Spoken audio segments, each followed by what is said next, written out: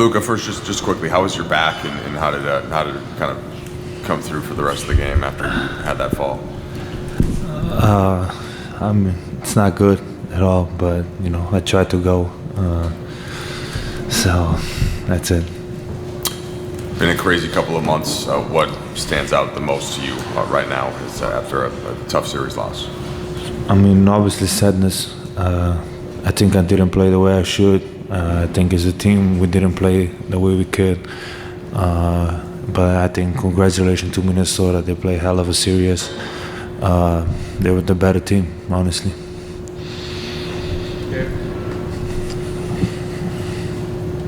You follow up the finals run last year with the first round exit this year, and obviously where you were playing was out of your control. What's your thought process in terms of like what you need to do to reach your goal to win a championship, whether it be your individual contributions or what this team needs to do to get towards that goal? Yeah, I mean there's obviously a lot of different things we can do. I can do. Obviously, everybody got to get better. And, we're gonna have a long summer, and we should focus on what we can improve as a team, as individuals, so everybody. Luka, I know we're still 3 months away, but we probably won't get to talk to you before then. So August 2nd, you're extension eligible. Have you thought at all about your future in the summer? I didn't think it yet. I've been focused on basketball, so obviously this is the time, now to think about everything. Luka, slightly along those lines, how was your time as a Laker? Big picture, after kind of shaking off the shock, or as much of it as you were able to shake off from the trade, what did you think about your time here, and can you see some sort of long-term future for yourself in this city and this organization? Yeah, I mean, it's been great, honestly. The way the fans accepted me, it's been amazing. The way the community accepted me has been amazing. So I'm really glad that I'm here. I had a great couple months. We're still trying to learn about everything, about the city, about the team. So just trying to process everything. Luka, going through something like you did that was so huge, what do you think you've taken out of that experience mentally in terms of being tougher, or anything else that you've taken out of that?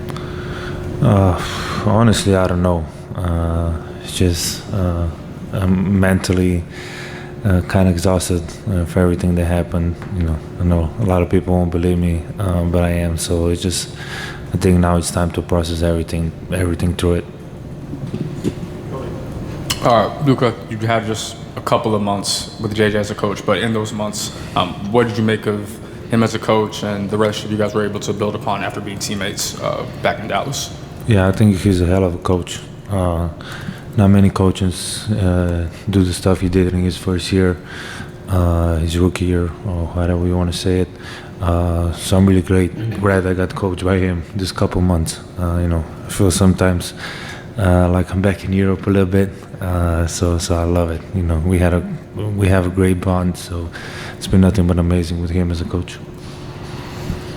Luka, I asked LeBron this, but when you get traded midseason and you move to a situation where you're a dynamic ball handler, Austin Reeves is a dynamic ball handler, LeBron obviously is the best scorer in the history of the NBA. Where do you think you guys were at in the process of figuring out the best way to play with one another? And do you think that at all was a factor in kind of the fourth quarter struggles in this series? I think you guys only averaged 17 points in the fourth quarter with some of the best closers in the NBA. I think it might be not. So I don't really know. It's tough to get that chemistry on the court without any practices. So I'm really excited to have the preseason with those two, so we can learn about each other on court a lot. I look back like with Kyrie when he got traded to the Mavs. We didn't really connect on the court. Like we didn't really know each other's games. Obviously, you see the game, but you don't see in the game as teammates. So we can see next year we kind of we had preseason together, and it was just amazing. And that's how I look at it. It's tough not having practices and that stuff, but I'm excited about the preseason having together and learning about each other. Luka, ¿qué significa representar la playera de los Lakers? Siempre se habla que los jugadores del equipo se crecen contra esta franquicia. ¿Y crees que si es pues tan grande y sientes esa presión como lo que representa Real Madrid en Europa? Bueno, no diría presión, pero es un orgullo representar uno de los mejores equipos del mundo. Y yo no diría que es presión, es un, como he dicho, un orgullo representar los Lakers. Hey, Luka. Bless you. This was obviously the toughest season of your career, through the shock, through the criticism, through the narratives, through it all. What did you learn about yourself? I don't know what I learned about myself, you know. Like I say, you know, I think now it's going to be time to process everything, you know, just emotionally, just going through it all, looking back. So I'll let you know in the preseason what I learned about myself. Luka, wanted to zoom in kind of on this actual game. You scored 13 points in that third quarter, kind of helped propel that run that gave the team a second chance there to win the game. What did you see out there that you were able to take advantage of during that period? I think we just, you know, defending well. Then we play with a lot of pace.